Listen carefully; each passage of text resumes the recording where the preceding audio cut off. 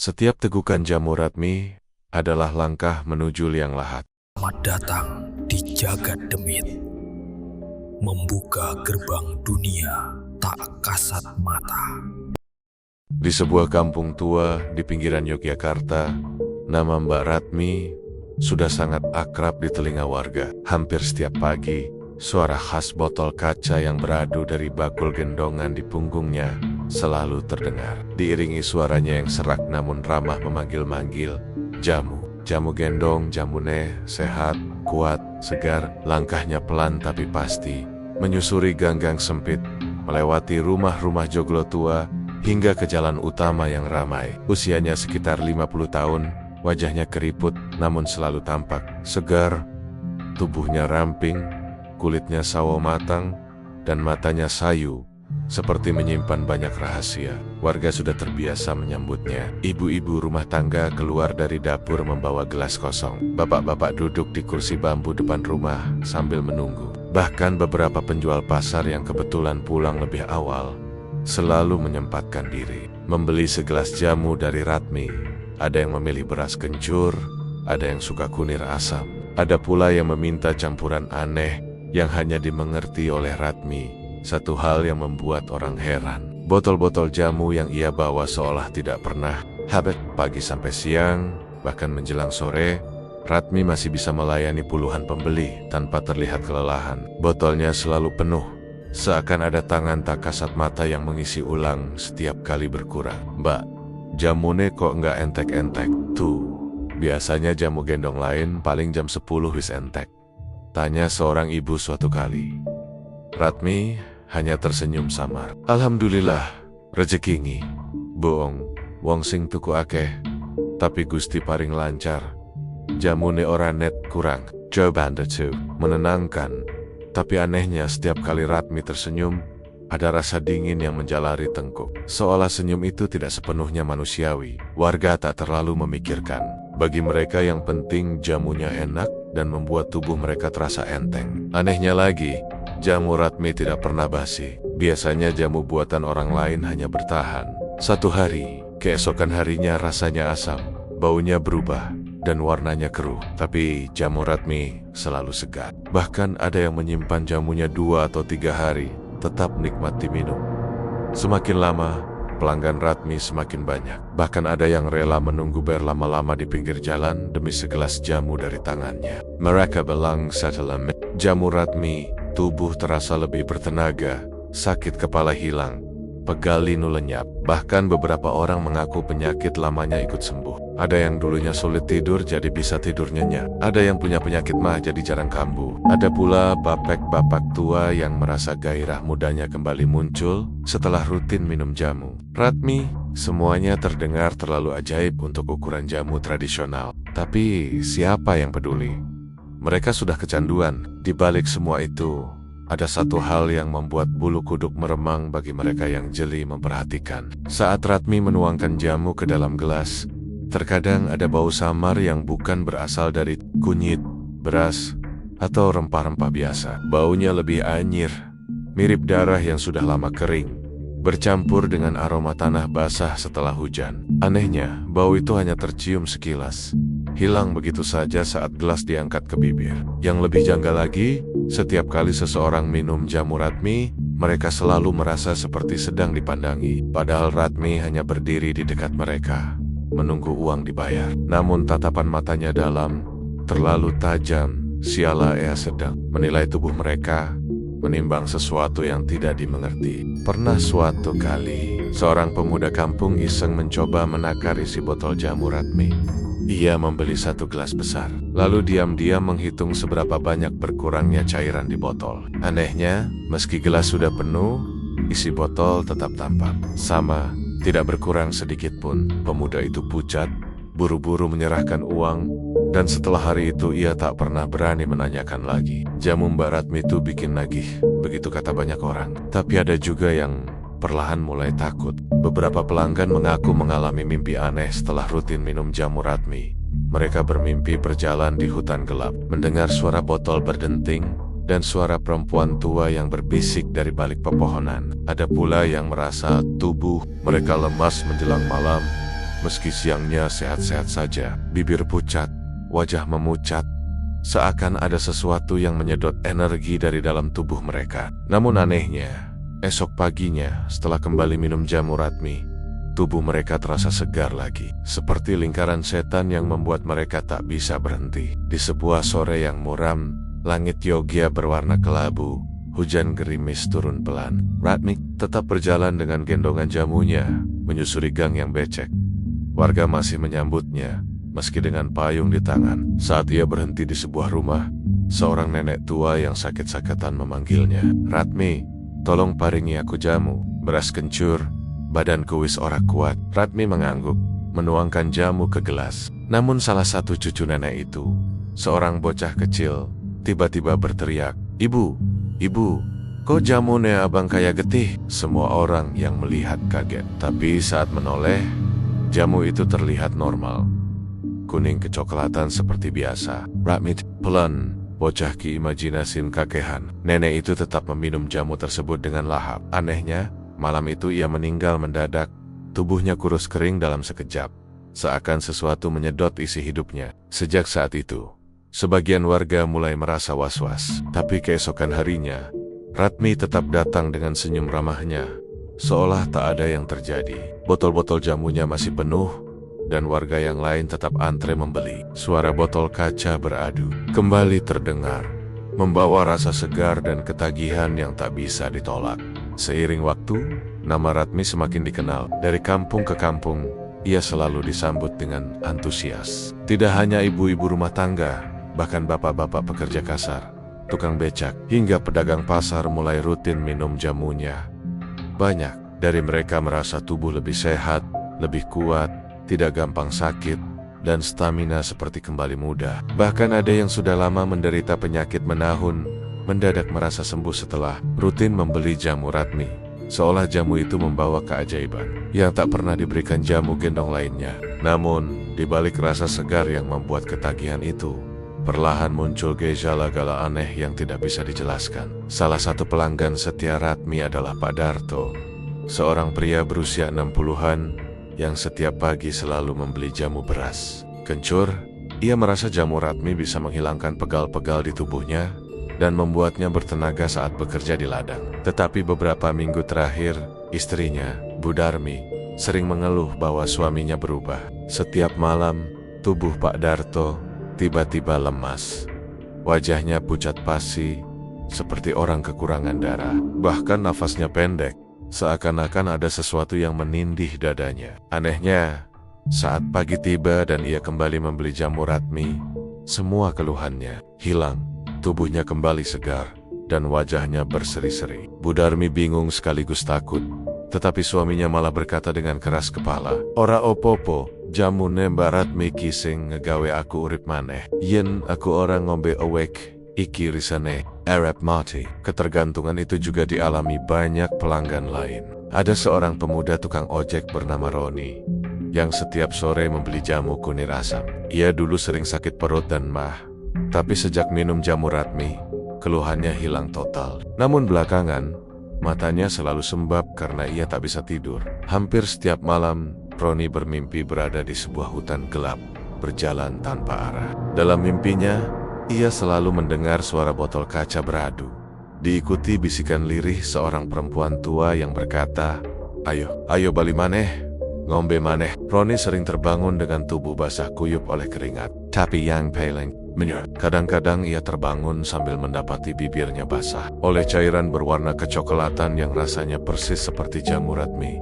Ia tidak pernah menceritakan hal itu pada siapapun, hanya menyimpannya sendiri karena takut dikira gila. Kasus serupa menimpa Mbok Jumilah, seorang penjual sayur keliling. Ia sering membeli jamu campuran dari Ratmi untuk menjaga stamina. Awalnya ia merasa bugar, dagangannya cepat laris, bahkan wajahnya terlihat lebih muda dari sebelumnya. Dalam beberapa minggu, tubuhnya mulai melemah setiap malam. Tangannya gemetar, kakinya susah digerakkan, wajahnya pucat seperti habis sakit keras. Anehnya, keesokan harinya saat jamu Ratmi masuk ke tubuhnya lagi, semua gejala itu lenyap.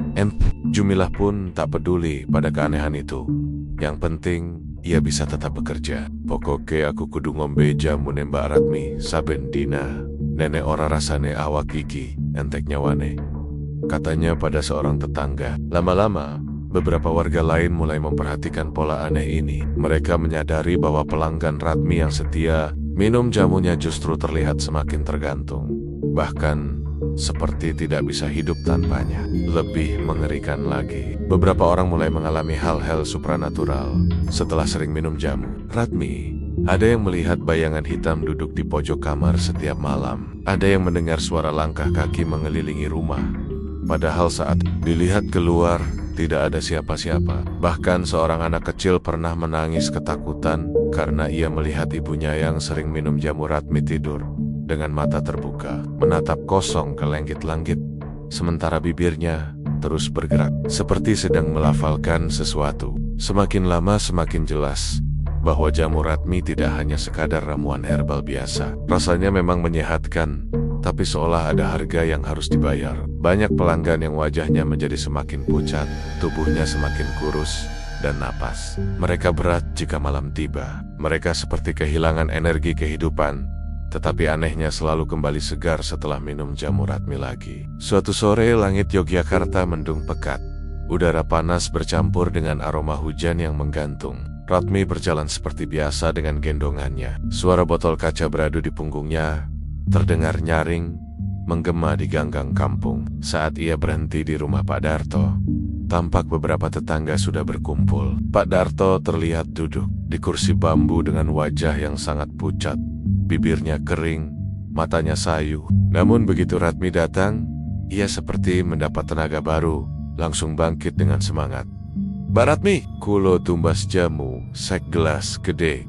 Semua orang yang melihat merasa ngeri. Bagaimana mungkin orang yang nyaris sekarat tiba-tiba bisa begitu bugar hanya karena melihat jamu? Ketika Ratmi menuangkan jamu ke dalam gelas, beberapa tetangga memperhatikan dengan seksama. Sekilas mereka melihat cairan di dalam botol itu bukan kuning kecoklatan, melainkan merah pekat, kental, persis seperti darah segar. Namun saat gelas itu diberikan, warnanya kembali normal. Orang-orang hanya bisa menelan ludah, tidak berani berkata apa-apa. Setelah jamu itu diteguk, wajah Pak Darto kembali berseri-seri. Tubuhnya tegap, bahkan ia tertawa kecil sambil berkata, "Iki sing ngegawe aku urip maneh, nenek ora jamune Mbak Ratmi. Aku wes dadi mayat." Perkataan itu membuat bulu kuduk semua orang merinding. Dari hari ke hari, semakin jelas bahwa pelanggan Ratmi tidak hanya sekadar pembeli. Mereka telah menjadi bagian dari sesuatu yang lebih besar, sesuatu yang menyeramkan. Mereka selalu kembali, selalu haus, seolah ada ikatan gaib yang menarik mereka untuk terus meneguk jamu itu. Bahkan, ada yang rela hutang demi bisa tetap membeli. Mereka bukan hanya ketagihan, mereka seperti terikat perjanjian tak kasat mata yang tak bisa diputuskan. Sementara Ratmi, dengan wajah tenangnya, selalu melayani setiap orang dengan senyum tipis yang entah kenapa lebih mirip senyum kemenangan. Dan setiap kali botol kaca beradu di punggungnya, suara itu terdengar seperti lonceng kematian yang menandai bahwa akan ada jiwa lagi yang terikat pada jamu gendongnya.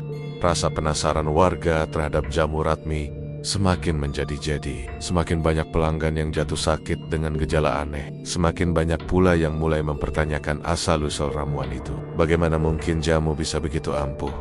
Tak pernah basi, tak pernah habis, dan selalu membuat orang ketagihan seakan tak bisa hidup tanpanya. Kecurigaan muncul ketika beberapa orang pernah melihat Ratmi berjalan sendirian ke arah hutan kecil di pinggir kota Yogyakarta. Tepatnya ke arah sebuah kawasan yang jarang dikunjungi orang. Hutan itu bukan hutan besar, hanya kumpulan pepohonan rimbun dengan sebuah sendang tua di tengahnya. Namun sejak dulu, warga sekitar selalu menghindarinya. Mereka menyebut tempat itu sebagai Sendang Watu Ireng karena di dalamnya terdapat sebuah batu hitam besar yang menjorok dari dasar air. Konon katanya, batu itu adalah tempat bersemayam makhluk penunggu sejak zaman kerajaan. Orang tua dulu selalu berpesan agar tak sembarangan mendekat. Tetapi beberapa kali, ada yang melihat Ratmi membawa kendi tanah liat besar menuju arah sana. Biasanya menjelang malam ketika orang-orang lebih sibuk di rumah masing-masing, desas-desus pun mulai berkembang. Ada yang mengatakan Ratmi mengambil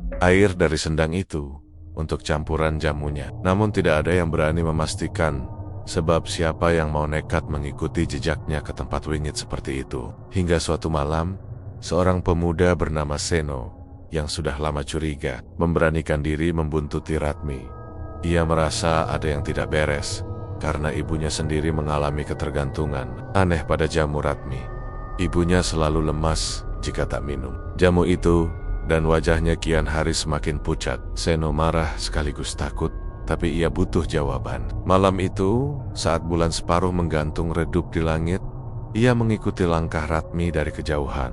Ratmi berjalan pelan, namun pasti bekel jamunya sudah kosong, dan di tangannya ia menenteng kendi tanah liat besar. Suara langkahnya hampir tak terdengar, tapi setiap kali botol kaca di gendongannya beradu, bunyinya justru menggema nyaring. Seolah ada gaung tak kasat mata yang menjawab dari balik pepohonan. Hutan kecil itu terasa semakin menyeramkan ketika Seno melangkah masuk. Udara mendadak dingin, bau tanah basah menyengat, dan suara jangkrik seperti menghilang.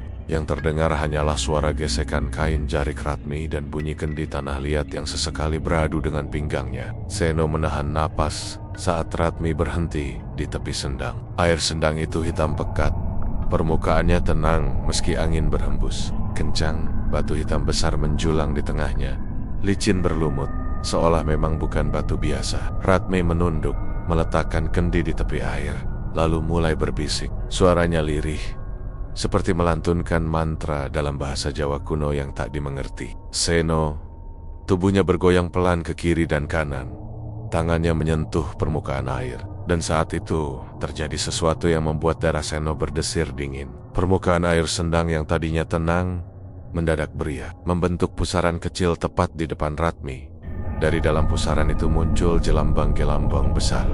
Dan bersama gelembung itu terdengar suara lirih, suara tangisan, rintihan, jeritan orang yang seolah-olah menderita. "Mbok, nyuwun tulung, panas tenan, nyawaku." Seno membeku di balik semak. Ia yakin betul suara-suara itu bukan halusinasi. Ratmi tetap tenang, bahkan semakin khusyuk menuangkan isi kendi ke dalam sendang. Anehnya, bukan air yang keluar dari kendi itu, melainkan cairan pekat berwarna merah gelap. Saat cairan itu menyentuh permukaan air, sendang mendadak berkilau aneh, seperti bercampur cahaya kehijauan yang menyeramkan. Dari dalam pusaran itu kemudian muncul sosok. Wujudnya samar.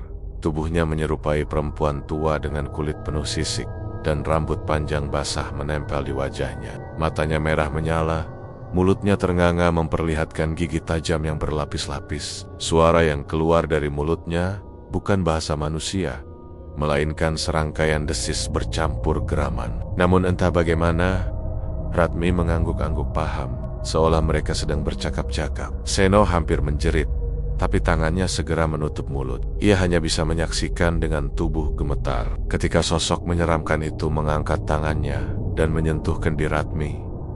Seketika, kendi itu terisi penuh kembali dengan cairan hitam pekat yang bergolak seperti darah bercampur arang. Ratmi kemudian menunduk hormat, dan sebelum pergi, ia berbisik, "Matur nuwun, Nyai." Sosok gaib itu lenyap kembali ke dalam air, meninggalkan riak dan bau amis menusuk yang membuat perut Seno hampir muntah. Ratmi kemudian menggendong kembali kendi itu dan berjalan pulang dengan wajah tenang, seolah tak terjadi apa-apa. Seno terpuruk di tempat persembunyiannya.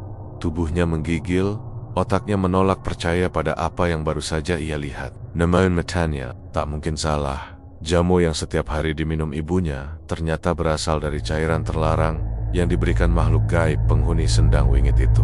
Sejak malam itu, kabar tentang Ratmi makin ramai dibicarakan. Meski tidak ada yang berani terang-terangan menuduh, sebagian orang mulai menaruh curiga. Mengapa jamunya tidak pernah habis, tidak pernah basi, dan justru membuat orang semakin tergantung? Beberapa orang tua yang masih ingat cerita masa lalu mengingatkan, wong sing jupuk banyu saka sendang watu ireng mesti awake di hiu nawa. Tumbal, ora ono sing gratis, yen jamone digawe saka kono, berarti wong-wong sing ngombe iku sakjane didadeke sesajen. Kata-kata itu menyebar cepat, membuat beberapa warga gelisah. Namun anehnya, meski mereka takut, mereka tetap membeli jamu. Ratmi tubuh mereka sudah terlalu tergantung, dan meski curiga, mereka merasa tak sanggup berhenti. Bagaikan pecandu, mereka selalu kembali. Meski sadar, jamu itu mengikat nyawa mereka sedikit demi sedikit. Sementara Ratmi sendiri tetap melangkah dengan tenang setiap hari. Bakul gendongannya bergoyang. Suara botol beradu berdentang nyaring di jalanan kampung. Di balik senyumnya yang tipis, matanya menyimpan tatapan kosong dan kelam. Seolah ia bukan lagi sekadar penjual jamu biasa, melainkan perantara antara manusia dan sesuatu yang jauh lebih mengerikan.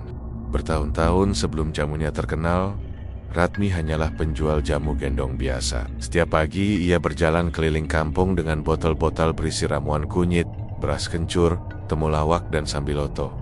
Namun penjualannya sering sepi. Banyak orang lebih memilih membeli jamu dari penjual lain yang lebih muda, lebih ramah, atau bahkan lebih dikenal. Pendapatannya pas-pasan, kadang tidak cukup untuk membeli beras. Suaminya meninggal muda, meninggalkan Ratmi dengan 2 anak yang masih kecil. Tekanan hidup membuatnya hampir menyerah. Ia pernah berpikir untuk berhenti menjual jamu dan bekerja sebagai buruh cuci. Tapi tubuhnya sudah renta, tenaganya tak lagi sekuat dulu. Malam-malam Ratmi penuh dengan keluh kesah, air mata, dan doa yang seperti tidak pernah didengar langit. Hingga suatu malam, dalam keputusasaan, ia berjalan tanpa tujuan keluar rumah. Kakinya menuntun tanpa sadar menuju arah hutan kecil di pinggir kota. Orang-orang selalu bilang hutan itu angker. Ada sendang tua di dalamnya yang dihuni makhluk halus. Tapi malam itu Ratmi sudah tak peduli. Ia hanya ingin berteriak, melampiaskan beban yang ia pikul sendirian. Bulan sabit menggantung redup. Suara jangkrik berhenti mendadak ketika Ratmi sampai di tepi sendang. Airnya hitam pekat, diam, memantulkan wajah Ratmi yang pucat dan penuh keputusasaan. Ia duduk di batu besar dekat air, menangis terseduh. Suaranya pecah. "Gusti, aku iki kudu piye? Anakku loro isih cilik. Aku ra duwe opo-opo. Jamu sing tak dodol, ra ono sing tuku. Nek terus koyo ngene, aku sing mati zik Gusti. Tulungono aku." Tangisnya pecah, menggema di antara pepohonan. Angin berhembus dingin, dan tiba-tiba dari dalam sendang terdengar suara lirih. Seperti bisikan. Ratmi menoleh kaget, matanya membelalak. Air sendang beriak, lalu dari permukaan muncul sosok samar. Perlahan, dari dalam riak air itu muncul tubuh perempuan renta. Rambutnya panjang, basah, menempel di wajah keriput. Kulitnya penuh sisik hitam kehijauan. Matanya merah menyala, tubuhnya bungkuk, tangannya kurus dengan kuku panjang hitam seperti cakar. Suaranya parau, dalam, bercampur desis yang membuat bulu kuduk Ratmi berdiri. Ratmi, Ratmi, Ratmi. Terpaku, ketakutan bercampur keheranan, karena makhluk itu tahu namanya. "Sopo? Sopo kowe?" Suara itu terkekeh pelan. "Aku sing jaga sendang iki, wis atusan tahun aku kene. Kau nalongso. Kowe putus asa.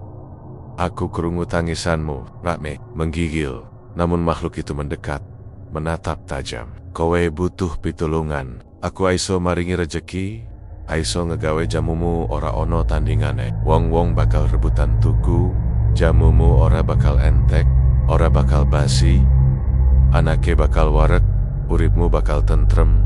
Nanging, Ratmi menelan ludah. Jantungnya berdegup kencang. "Nanging, opo nyai?" Makhluk itu menyeringai, giginya runcing berlapis. "Nanging kowe kudu janji, seben wektu tartamtu. Aku butuh tumbal. Ora akeh, mang siji loro, wong sing setia tuku jamumu. Urip lan nyawane bakal dadi ganti saka rejeki." Ratmi jimitar, kata-kata tumbal membuat dadanya sesak.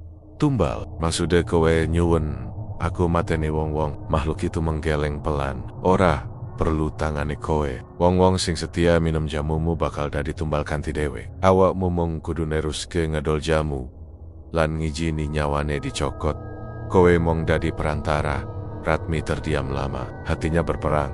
Di satu sisi ia takut, jijik, ngeri, tapi di sisi lain ia teringat wajah kedua anaknya yang masih kecil, kurus, sering menangis kelaparan. Ia teringat hutang yang menumpuk di warung, hinaan tetangga yang menyebutnya gagal. Putus asa menggerus nalar sehatnya. "Nek aku setuju, uripku tenan bakal ganti." Makhluk itu mengangguk. Suaranya lembut namun menyeramkan. Jemu mebek dadi jamu sing ora ono tandingane. Wong bakal kecanduan. Awakmu ora bakal kesusahan meneh nganti mati. Kowe mong kudu setia karo perjanjian iki. Ratmi menutup mata. Air matanya jatuh. Dalam keheningan malam, ia berbisik lirih. Aku gelem. Sosok itu tertawa pelan. Suaranya bergema di seluruh hutan. Lalu ia mengulurkan tangan bersisiknya ke arah Ratmi.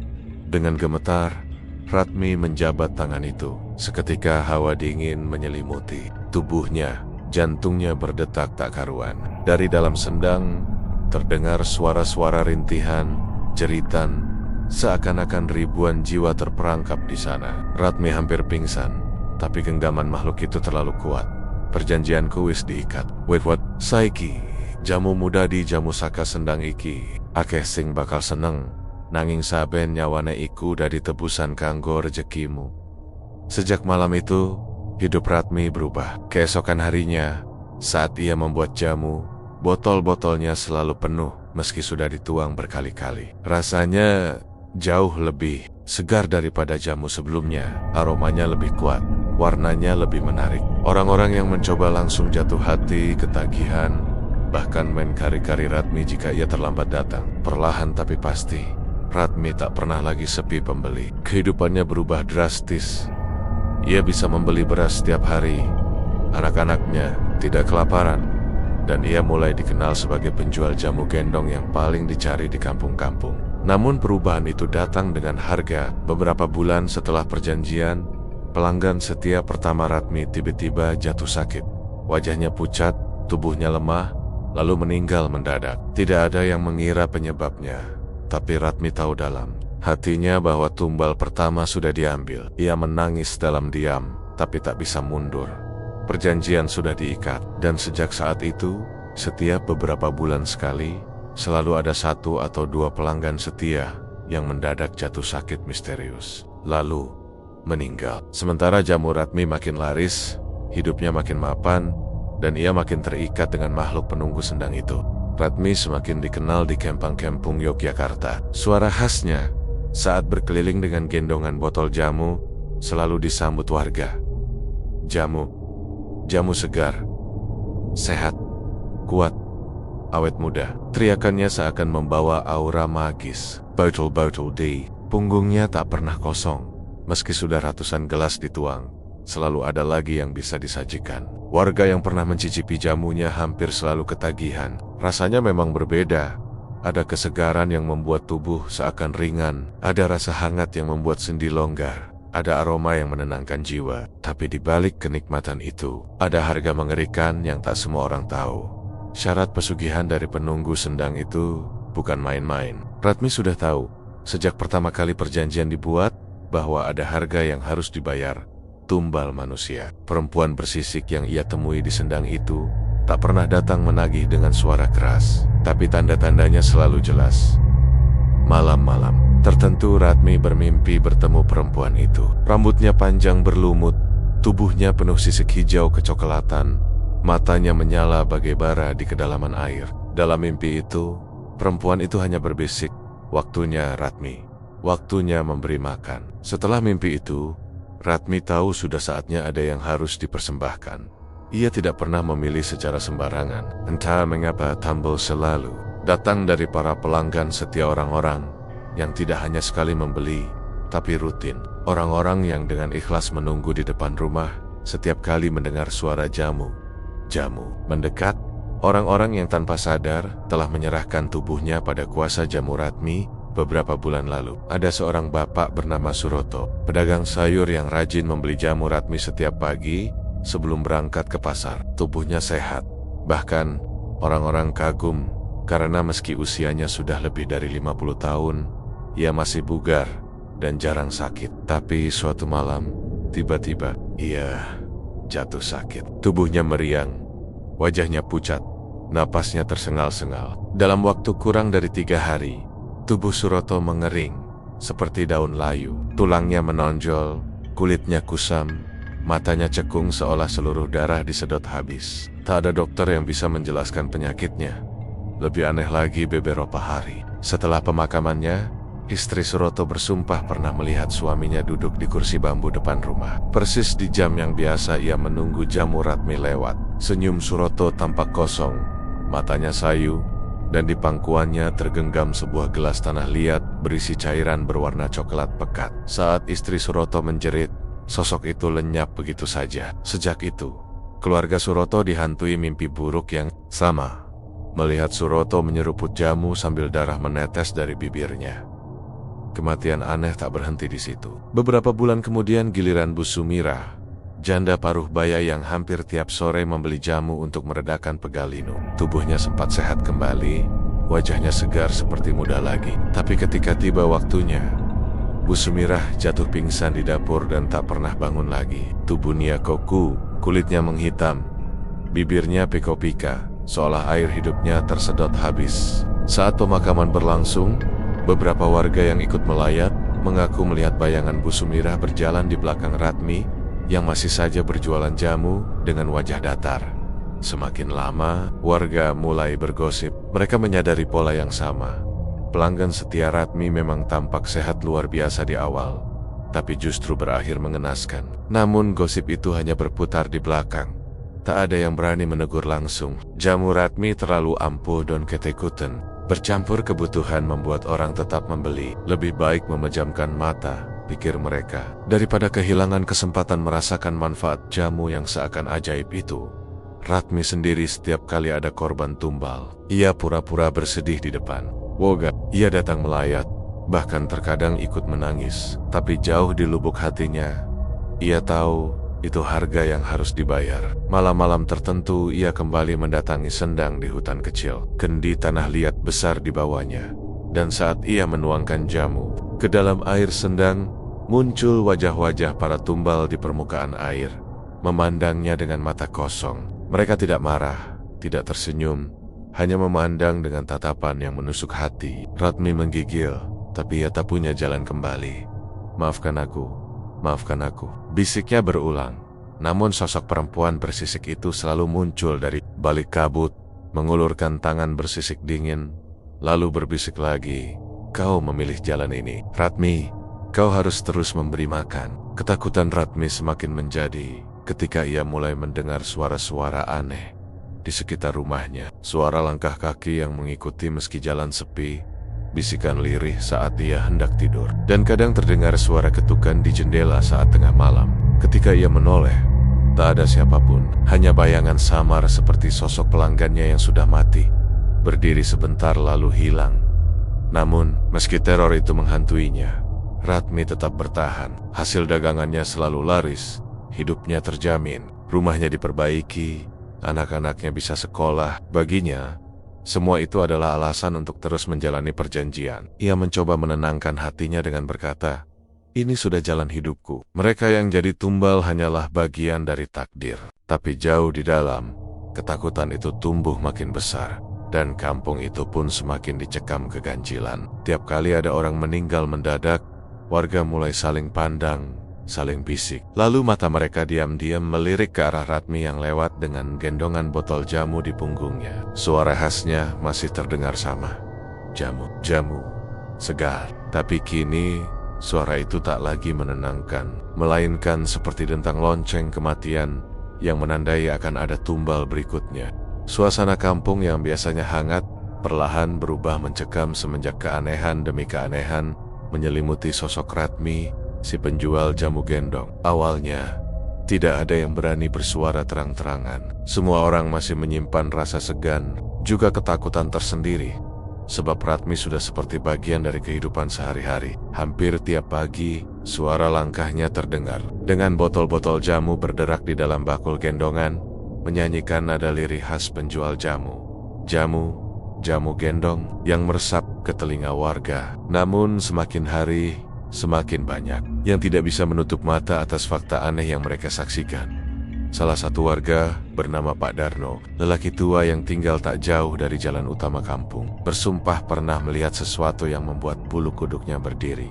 Malam itu, entah mengapa Ratmi masih berkeliaran, padahal biasanya ia sudah pulang setelah jam maghrib. Dari balik jendela rumah, Pak Darno melihat siluet tubuh Ratmi berjalan pelan. Gendongan di punggungnya tampak jauh lebih besar daripada biasanya, seperti penuh sesak hingga menonjol keluar. Tapi yang membuat Pak Darno nyaris menjerit adalah bayangan gelap yang mengikuti tepat di belakang Ratmi, bukan bayangan tubuhnya, melainkan sosok lain yang seolah menyeret langkah, tinggi, kurus, dan matanya merah menyala. Pak Darno sampai mundur ke belakang pintu, wajahnya pucat pasi.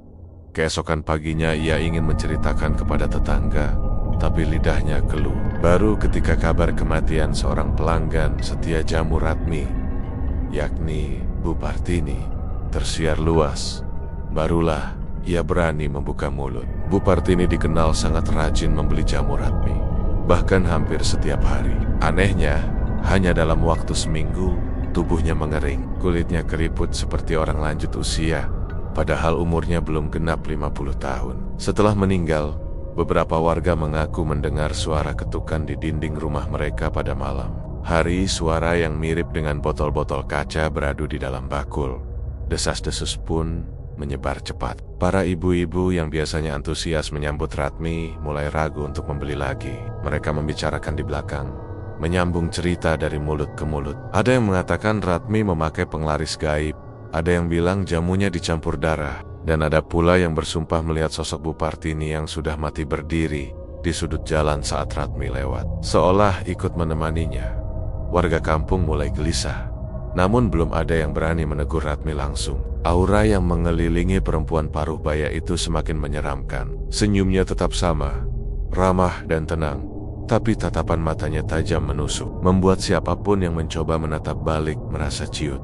Kecurigaan semakin kuat ketika seorang bocah kecil bernama Sinta, putri dari keluarga penjual warung kelontong, bercerita kepada ibunya. Malam itu, saat ia mengintip dari jendela, ia melihat Ratmi berhenti di tengah jalan gelap, membuka gendongan jamunya. Dari dalam botol, bukannya cairan yang terlihat, melainkan asap tipis berwarna kehitaman keluar, berputar-putar, lalu membentuk wajah-wajah manusia yang sedang menjerit. Sang ibu spontan menampar mulut Sinta agar tidak bicara sembarangan. Tapi cerita itu terlanjur didengar beberapa orang, dan makin menambah keyakinan warga bahwa ada sesuatu yang kelam di balik jamu. Ratmi, bapak-bapak kampung mulai sering berkumpul di pos ronda, bukan hanya untuk jaga malam, tapi juga membicarakan, "Ratmi, kalau dibiarkan bisa-bisa, nyawa kita semua melayang," kata salah seorang dengan wajah tegang. Namun selalu saja ada rasa gentar untuk bertindak, sebab siapapun yang bersuara lantang menentang Ratmi, esoknya jatuh sakit atau mengalami nazabir. Pernah seorang pemuda nekat berkata bahwa jamu Ratmi haram diminum. Malam itu juga ia kejang-kejang tanpa sebab, dan beberapa hari kemudian meninggal dengan tubuh kurus kering.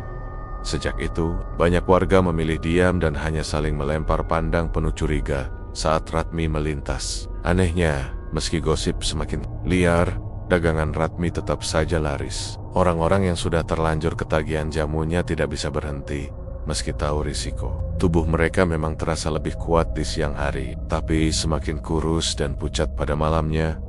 Semakin lama, Ratmi tampak tidak lagi berusaha menyembunyikan keanehan. Ia kadang muncul di kampung meski hari sudah larut malam, suaranya lirih, namun terdengar jelas di telinga warga yang bersembunyi di balik pintu. Jamu gendong. Nada itu terdengar seperti bisikan maut. Beberapa anak kecil menangis histeris tanpa sebab setiap kali suara itu lewat. Suasana kampung benar-benar berubah mencekam. Tidak ada lagi obrolan ringan di depan rumah, tidak ada lagi gelak tawa malam. Semua orang ketakutan, takut pada sosok Ratmi dan rahasia di balik gendongannya. Namun, meski penuh ketakutan, rasa penasaran warga juga semakin besar. Beberapa mulai nekat ingin membuktikan sendiri. Ada yang mengikuti Ratmi diam-diam saat ia berjalan ke arah hutan. Ada yang mencoba mengintip isi botol jamunya ketika ia lengah. Dari sinilah rahasia gelap Ratmi perlahan mulai terkuak. Meski nyawa taruhannya, warga kampung tidak lagi bisa menutup mata. Mereka sadar bahwa jamu Ratmi bukanlah sekadar minuman penyegar tubuh, melainkan pintu menuju sesuatu yang jauh lebih mengerikan. Dan semakin lama, harga yang harus dibayar semakin dahsyat. Malam itu udara Yogyakarta terasa lebih dingin dari biasanya. Angin dari arah utara membawa bau tanah basah bercampur dengan wangi jamu yang samar-samar. 5 orang lelaki kampung, masing-masing berbekal keberanian dan rasa penasaran, berjalan pelan menembus semak-semek di pinggir hutan kecil. Mereka tahu Ratmi, penjual jamu gendong, sering ke sana setiap malam tertentu. Ketika mereka melihat sosoknya berjalan sendirian, membawa kendi tanah liat besar, jantung mereka serasa berhenti berdetak. Ratmi tidak menyalakan lampu atau obor, seolah sudah hafal setiap jengkal jalan gelap itu. Dari balik pepohonan, warga mengintai. Langkah Ratmi terhenti di tepi sebuah sendang tua yang airnya hitam pekat. Tanpa ragu, ia membuka tutup kendi dan menuangkan cairan kental dari dalamnya ke beberapa botol jamu yang ia bawa. Namun yang membuat bulu kuduk berdiri adalah ketika bibir Ratmi mulai berbisik lirih. Kata-kata itu bukan bahasa Jawa atau Indonesia, entah bahasa apa, tapi nadanya berat, serak, dan berulang-ulang, seperti mantra kuno. Saat itu juga, dari dalam sendang muncul suara lirih. Bukan suara hewan, melainkan suara manusia. Tangisan, rintihan, bahkan beberapa terdengar jelas seperti memanggil nama. Salah seorang pengintai hampir saja menjerit ketakutan, tapi mulutnya cepat ditutup temannya. Mereka mendengar jelas suara-suara itu, seakan berasal dari orang-orang yang pernah meninggal beberapa waktu lalu, para pelanggan setia Ratmi. Ratmi, tolong, panas.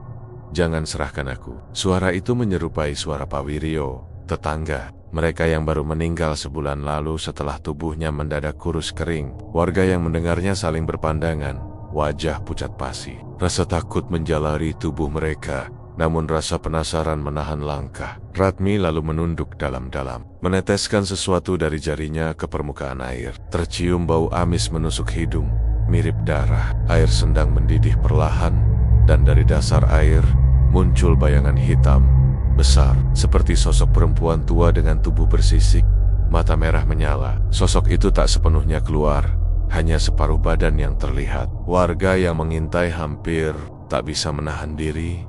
Tubuh mereka gemetar hebat. Sosok itu menyeringai, dan dari mulutnya keluar suara parau.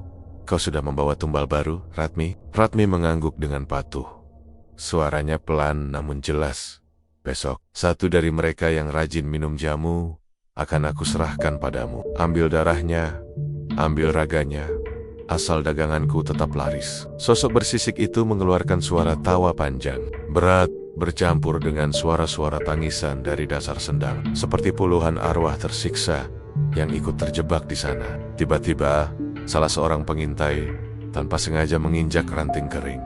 Suaranya pecah, memantul di keheningan malam. Ratmi langsung menoleh tajam. Matanya berkilat aneh, bukan seperti manusia biasa. Warga yang mengintai panik. Mereka buru-buru merunduk, berharap Ratmi tidak melihat. Namun, dari arah sendang terdengar suara bisikan yang merayap ke telinga mereka.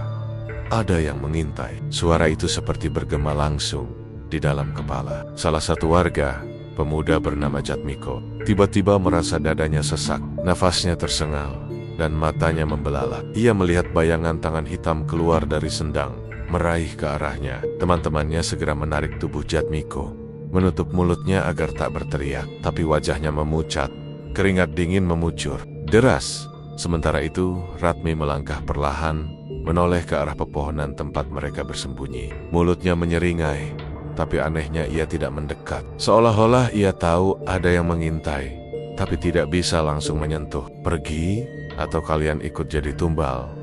Bisik suara dari sendang itu lagi. Kali ini terdengar jelas di telinga. Semua pengintai, tanpa pikir panjang, mereka semua berlari meninggalkan tempat itu, menyeret Jatmiko yang masih setengah lemas. Langkah mereka kacau, nafas terengah-engah, seolah-olah ada sesuatu yang mengejar dari belakang. Suara-suara tangisan itu terus terdengar sampai jauh. Bahkan setelah mereka tiba di kampung, suara itu masih terngiang di telinga. Sesampainya di rumah, Jatmiko jatuh pingsan. Tubuhnya dingin, wajahnya pucat, bibirnya membiru. Warga yang lain hanya bisa kebingungan. Mereka sadar, apa yang mereka lihat bukan hal biasa. Malam itu menjadi titik balik. Mereka tahu, jamu Ratmi bukan jamu sembarangan. Ada sesuatu yang jauh lebih mengerikan di balik setiap tegukannya. Dan yang lebih menakutkan, kini Ratmi mungkin tahu mereka sudah melihat rahasianya. Malam itu, warga yang memberanikan diri menghadang Ratmi di hutan merasakan hawa dingin menusuk tulang ketika botol-botol jamu jatuh ke tanah dan pecah berhamburan. Cairan hitam kental yang seharusnya beraroma rempah justru menguar bau anyir darah bercampur lumpur basah. Beberapa orang spontan menutup hidung, sebagian lain menahan muntah. Namun lebih dari sekadar bau, yang membuat bulu kuduk merinding adalah suara-suara lirih yang ikut keluar dari botol pecah itu. Rintihan orang-orang yang telah mati karena jamu Ratmi, tangisan, jeritan, bahkan bisikan meminta tolong bercampur menjadi satu, menggema di telinga semua yang hadir. Ratmi jatuh terduduk, wajahnya pucat pasi, matanya liar mencari jalan keluar. Jangan sekarang. Aku masih bisa mencari tumbal. Suaranya gemetar, seperti berbicara pada seseorang yang tak terlihat. Namun warga melihat jelas, dari permukaan sendang yang beriak meski tak ada angin, muncullah sosok yang selama ini hanya jadi kabar burung. Perempuan renta bersisik, berambut panjang kusut, kulitnya lembab seperti ular yang baru keluar dari air. Matanya kuning menyala, giginya runcing, dan suaranya serak tapi penuh wibawa. Ratmi. Suara itu memekakan telinga, meski diucapkan lirih. Janji harus ditepati. Kau sudah kenyang dengan keberuntungan dari jamumu. Kini, giliranmu yang menjadi tumbal. Ratmi menggeleng keras, suaranya melengking. Tidak, aku masih butuh waktu. Masih ada orang-orang yang bisa kupersembahkan. Jangan, ambil aku sekarang. Ia merangkak mundur, menjauh dari sendang. Tetapi tubuhnya seperti ditarik paksa ke arah permukaan air. Tanah di bawahnya basah, licin, dan seolah-olah hidup. Melilit pergelangan kakinya hingga ia tak bisa lari. Warga yang melihat kejadian itu sebagian berusaha menolong, menarik tubuh Ratmi. Namun ketika tangan mereka menyentuh kulitnya, hawa dingin luar biasa menjalar, seolah menyedot darah mereka. Mereka terpaksa melepaskan, menjerit ketakutan. Dia milik penunggu sendang, teriak seorang lelaki tua yang dikenal sebagai juru kunci kampung. Kita tidak bisa menolongnya. Eset makin beriak, seolah mendidih. Dari dalamnya muncul tangan-tangan hitam, kurus, dan penuh lendir. Meraih tubuh Ratmi, suara-suara rintihan bertambah keras. Kini terdengar seperti puluhan orang yang memanggil nama Ratmi dengan nada benci. Kembalikan darah kami. Kembalikan hidup kami. Ratmi menjerit sekuat tenaga. Matanya melotot saat tubuhnya setengah terbenam ke dalam tanah basah yang menyeretnya ke arah sendang. Tidak, aku tidak mau. Aku belum siap. Mati! Tetapi jeritanya hanya bertahan beberapa detik sebelum tubuhnya tertarik sepenuhnya. Dengan suara belah yang basah dan dalam, Ratmi ditelan oleh sendang, meninggalkan pusaran air hitam yang berputar sebentar, lalu tenang kembali. Hening menyelimuti hutan. Warga saling pandang dengan wajah pucat dan tubuh gemetar. Bakul jamu Ratmi yang terbalik masih tergeletak di tanah. Botol-botol pecah dengan cairan hitam berlumuran darah meresap ke tanah. Perlahan-lahan cairan itu menghilang, seolah terserap bumi. Tak ada yang berani menyentuhnya.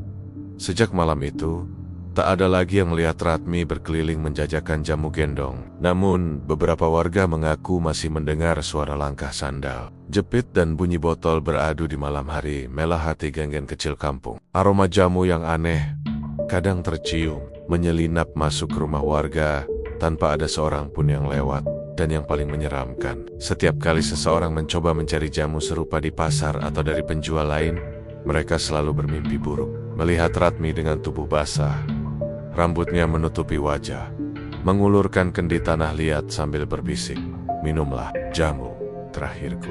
Tak seorang pun berani lagi mendekati sendang tua itu. Warga menutup jalan setapak menuju hutan dengan batang pohon besar. Namun mereka tahu, meski sendang itu tersembunyi, kutukannya belum benar-benar hilang. Karena perjanjian darah tidak pernah berakhir, ia hanya berpindah, menunggu jiwa berikutnya yang cukup putus asa untuk menukar hidupnya dengan segenggam keberuntungan. Malam itu menjadi penutup dari segala rahasia kelam Ratmi. Tubuhnya lenyap dalam pusaran air sendang yang mendidih. Sementara suara jeritannya bergema panjang hingga bulu kuduk warga yang menyaksikan berdiri semua. Air sendang yang semula hitam, pekat perlahan memerah seperti darah, lalu menutup rapat seolah-olah tak pernah ada yang ditelan sebelumnya. Hutan kembali sunyi. hanya menyisakan bau anyir menusuk.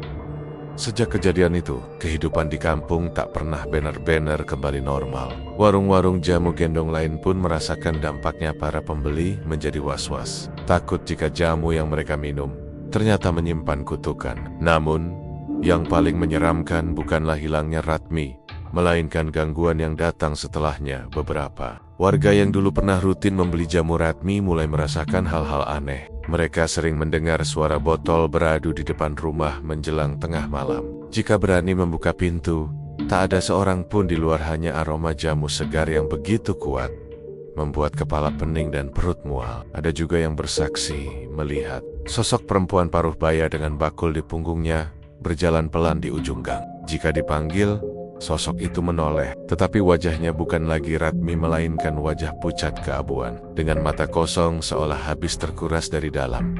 Konon, beberapa kali ada orang nekat mengikuti suara botol jamu itu. Mereka tak pernah kembali. Atau jika kembali, tubuhnya hanya tinggal jasad kering kerontang. Warga mulai percaya bahwa meski Ratmi sudah ditelan sendang, perjanjiannya dengan penunggu gaib belum berakhir. Arwahnya tetap berkeliaran, mencari pelanggan baru untuk dijadikan tumbal, agar dirinya bisa tenang. Hingga kini, jika kau berjalan sendirian di gang-gang sunyi Yogyakarta selepas tengah malam, waspadalah bila terdengar bunyi botol jamu beradu. Jangan sekali-kali menoleh. Jangan pernah tergoda oleh aroma jamu segar yang tiba-tiba menusuk hidungmu. Sebab bisa jadi, itu adalah jamu terakhir yang akan pernah kau minum. Jamu dari arwah Ratmi, sang penjual jamu gendong yang tak pernah benar-benar pergi.